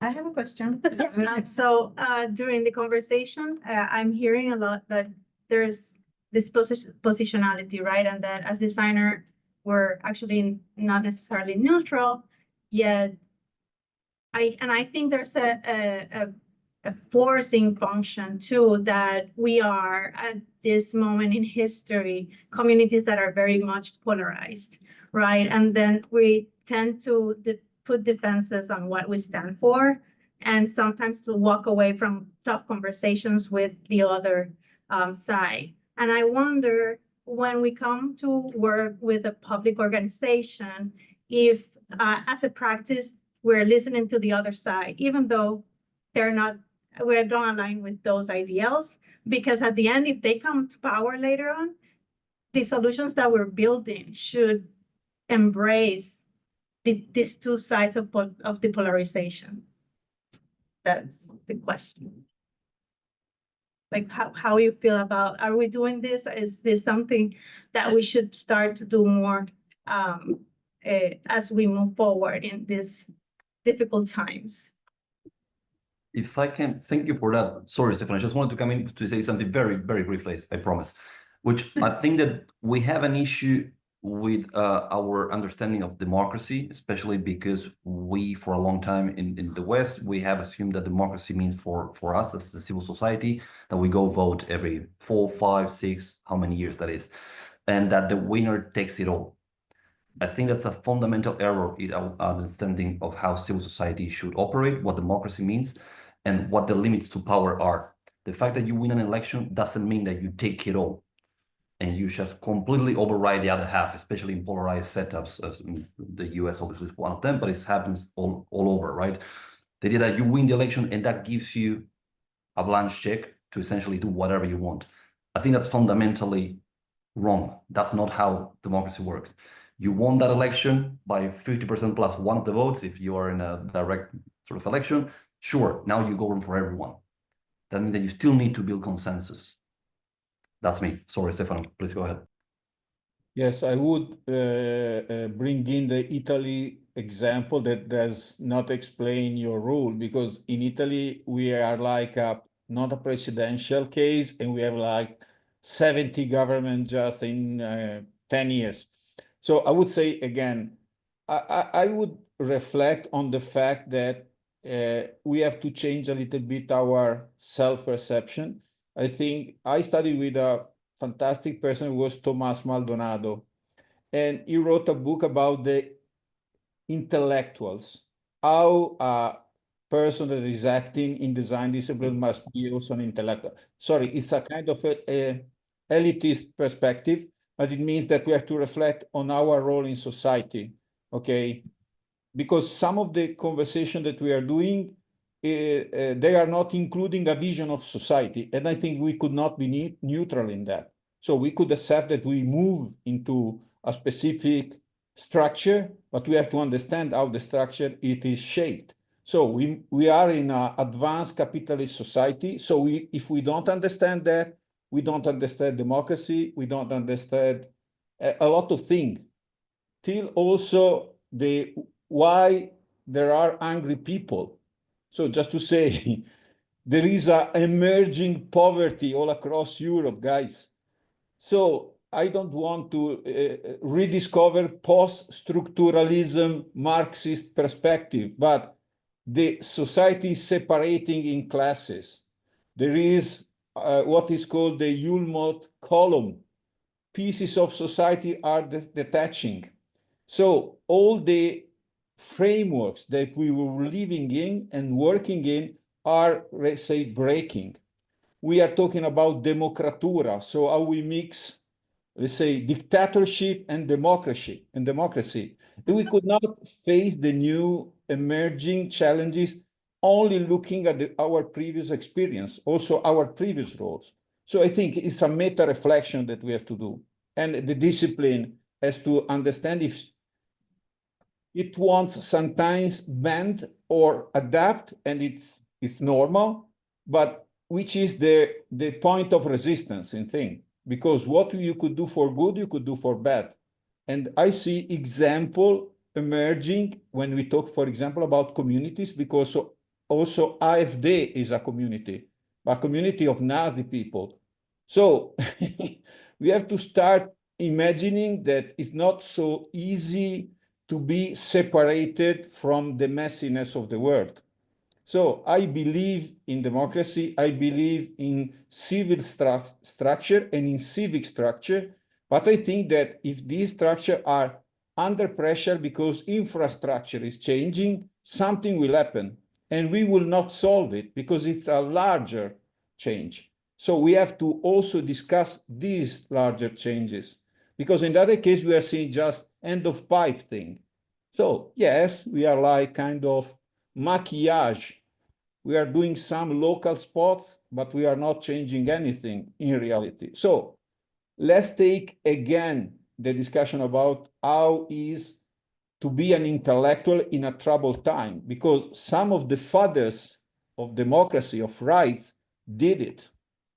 And now is the turn just to, let's say, act in this messiness again, not just saying, yes, we have to be neutral in this, because if the entire society is taking risks, we have to take risks.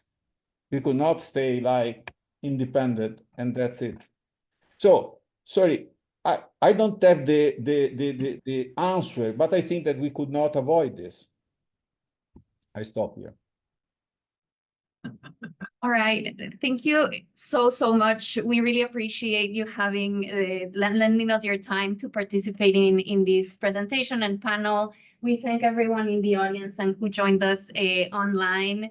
Stefano, Lara, Francesco, Federico, Catherine, Tina, thank you so much. And to Stefania and Paula, the Center for Design, and the entire team. Yeah. So thank you, and we hope to have another conversation like this one soon.